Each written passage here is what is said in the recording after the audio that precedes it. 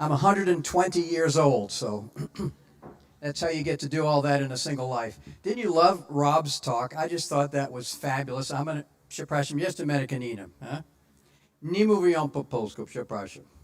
Dla mnie po polsku jest niewiarygodne, jest niemożliwe. Dzięki, ale nie. Mieszkam 8 lat w Krakowie i 2 lata w Warszawie. Zrozumiem troszkę, ale nie mówię. It's embarrassing. I'm going to have to do this in English.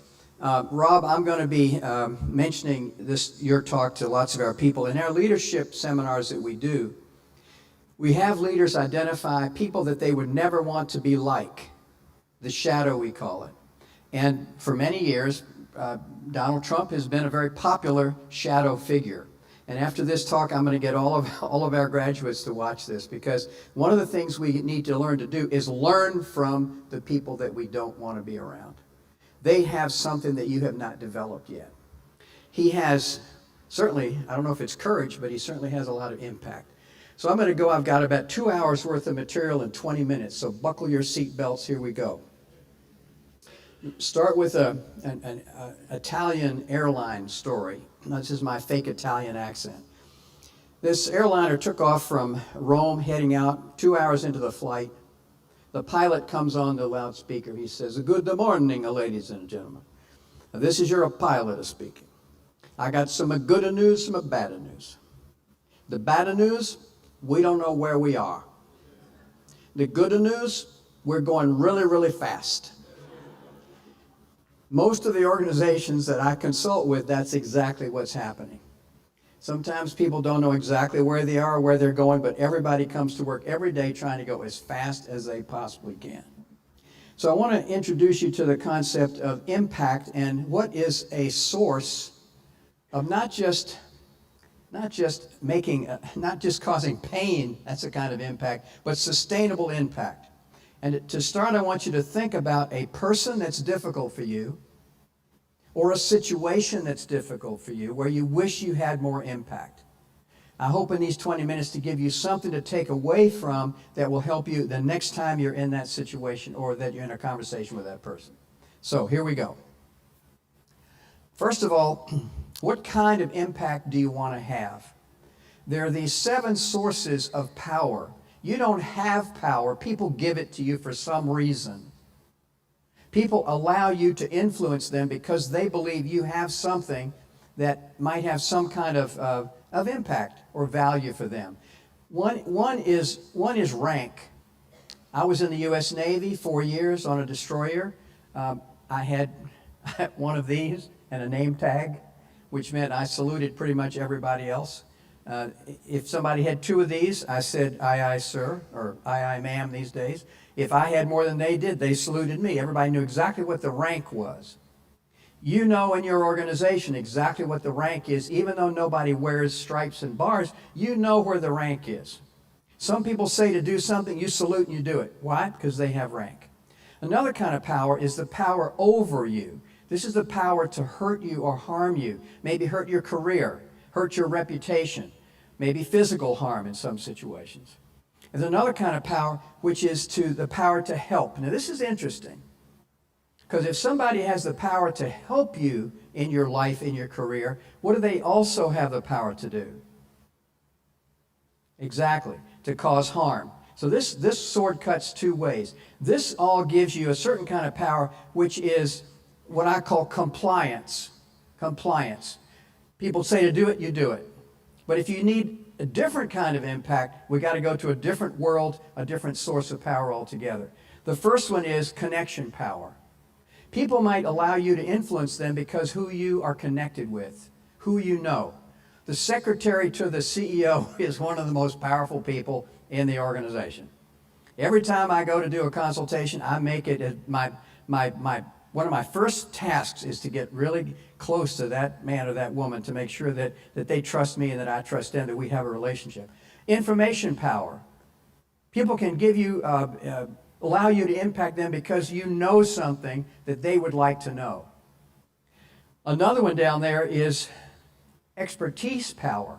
Maybe you know how to do something. If I want my heart opened, if I'm going to have a heart surgeon working on me, I might not want to go to an academic expert about heart surgery. I want to go to somebody who knows how to do it. There's two different kinds of value. And then finally, there's personal power. And this is who you are as a human being. And I don't care where you are in the world. I don't care what your rank is. I don't care any of these other things. You always have that power. We're going to come back to that in a minute. And those give you commitment.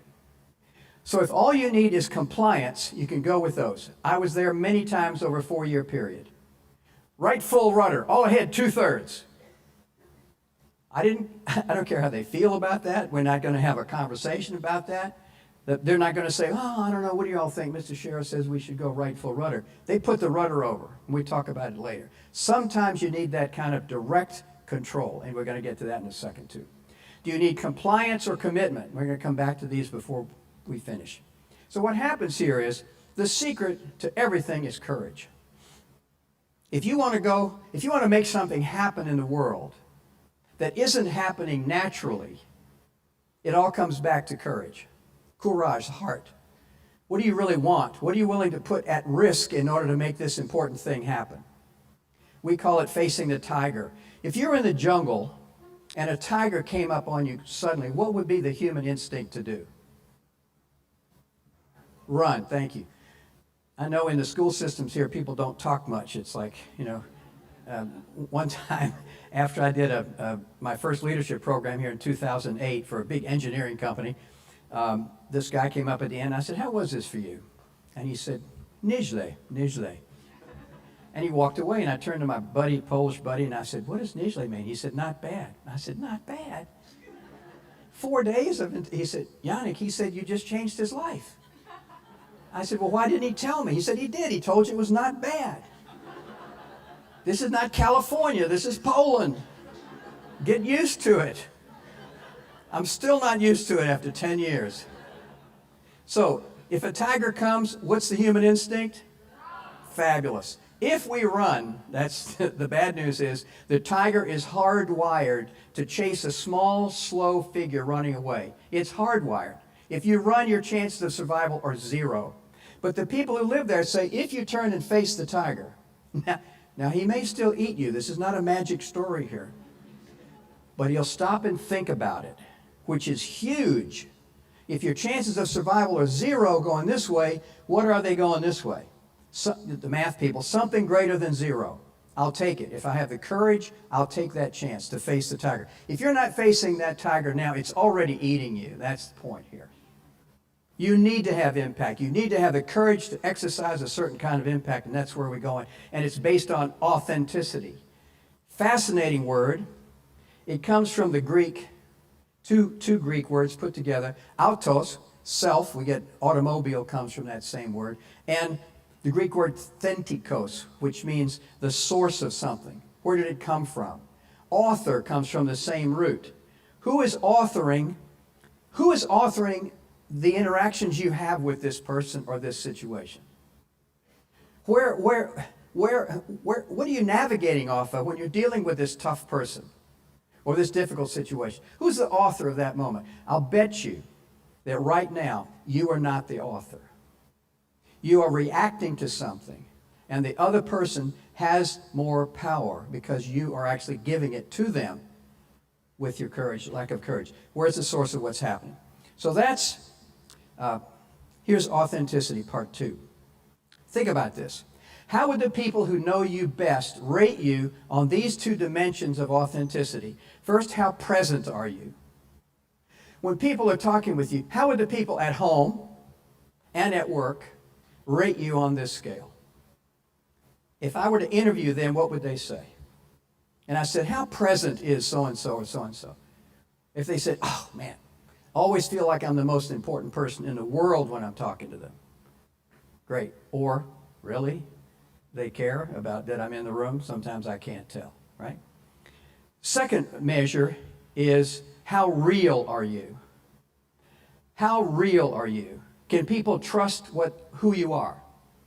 To what extent are you pretending or trying to be somebody else? Right? We'll get to this in a second, because here's how this works. You might as well be yourself. Everyone else is taken. Why not be yourself? since everyone else is taken. So, if you would, I know this sounds crazy, definitely not very Polish in the Polish school system, but could you hold up your thumb? Right? Oh, fabulous. That's 12 people. That's a groundswell. Okay. That thumb print has never existed, apparently, in the history of the world. Now, here's the other thing. It will never exist again in the future history of the world. Thanks. Even identical twins, same DNA, same family system that they grew up in, they walk in a room, they are walking into two different rooms. They do not see the same things when they walk in a room. They do not navigate off the same cues that they see in the room. They are not making meaning in the same way. Something means something to one twin, it means something different to the other twin. Lots of research on this. So there's something extremely, totally unique about the way you experience life. Nobody else experiences it this way. So here's a question for you. It comes from authenticity. What are you putting all of that uniqueness right now? What are you putting it in the service of?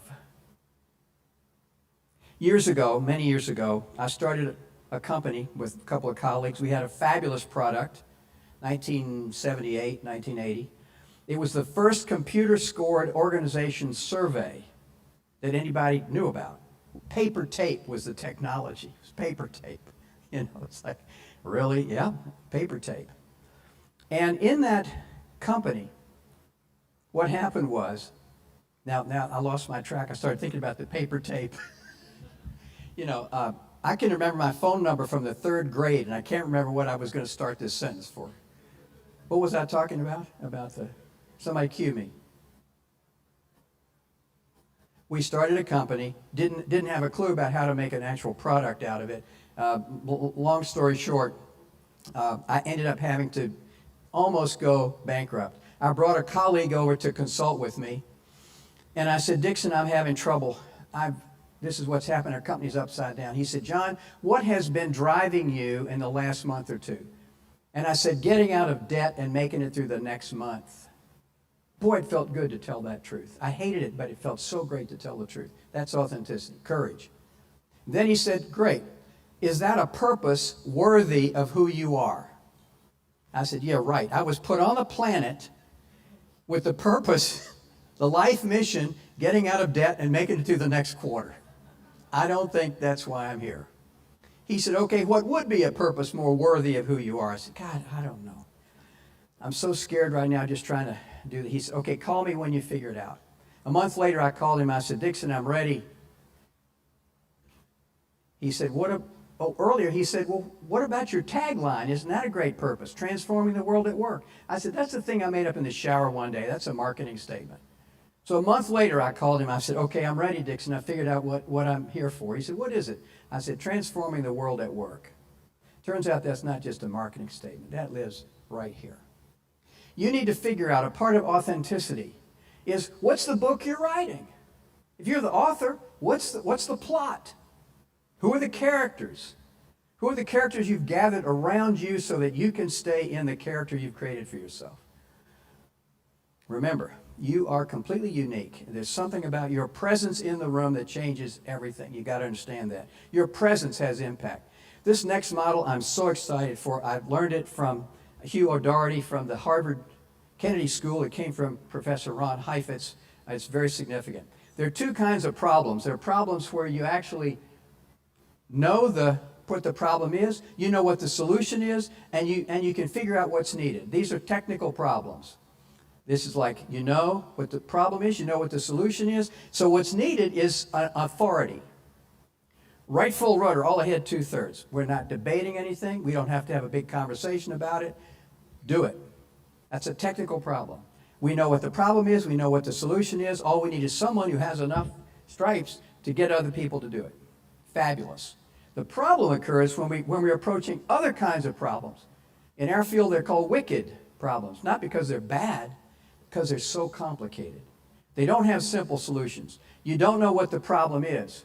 or it's too complex. You don't know what the solution is. And what's needed there is what's called adaptive leadership, which is mobilizing stakeholders, galvanizing decision-making, being willing to change your paradigm. That is leadership. It's a very, very difficult thing to do because it takes what? Courage. Everybody wants to treat it as a technical. See, the problem is we get in trouble when we have an adaptive or wicked situation and you're trying to have the impact that you need for a technical problem. Right full rudder. That's not going to get you anywhere. What's needed is leadership, which means who are all the stakeholders in this situation? Can we get them in a room? Can create a context of authenticity where we tell the truth to each other so that courage and authenticity are what's happening in that room. And when that happens, you're so much more likely to have the kind of impact that you want to have. Transformation. Big, big thing now. All the consulting firms are helping people with their transformation. Often it's just about the technology. It's just the technical things. Now, as challenging as they are nothing compared. How do we now have a culture? We've changed our technology. How the heck do we get the people in this system to believe in it, to want to do it, to work with each other and make it happen? Got to have both of those kind of influence. A quick thing here. Years ago, taking business people to Kenya in the bush to work with the Maasai people, tall people. And I traded this warrior right here, I traded him my wristwatch and my binoculars and everything for his spear and the shield. I have that in my home. And after a day or so, I went to my friend Kakuta, one of the warriors who was my friend from Seattle. I said, Kakuta, I'm having a trouble. He said, brother, what is this? I said, no, it's okay. I just don't know what time it is. And he gave me this wristband. It's worn out now. And I'm an Eagle Scout. I said, what is this? He said, this is a Maasai wristwatch. I said, well, how does it work? I figure you put a toothpick on it with the sun, you know. How does it work? He said, look, it's time for us to be doing exactly what we're doing right now. That is one of the most profound moments of my... Here I am 10 years later telling you about that moment. Why? That's a different kind of time. This is clock time. John, it's whatever time it is. Where are you supposed to be now in your talk with these people? This is, what does this group need right now from me? I've already told you 3 things that weren't in my talk because I felt it was needed in the room. That's leadership. This is management. You better be good at both.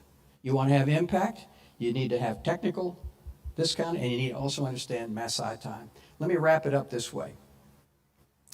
What is it time for now? This person or situation that you're confronting, what is it time for now? From you. What does this relationship need from you? I guarantee you it's going to require courage. Otherwise, you'd already be doing it. You understand what I'm saying? Whatever you do that's going to create a breakthrough has to be something that you're not doing now. Otherwise, you wouldn't need the breakthrough. So right away, you know, when you face a tiger, it's going to take courage. And the second thing it's going to take is you. You're going to have to be something that's challenging for you to be. Somebody that you're going to have to exercise a certain kind of power that may be difficult for you. And we'll wrap it up this way. We'll go here. These are the 7 sources of power, going very quickly here. My question to you is, what is it time for now? Thank you for your time.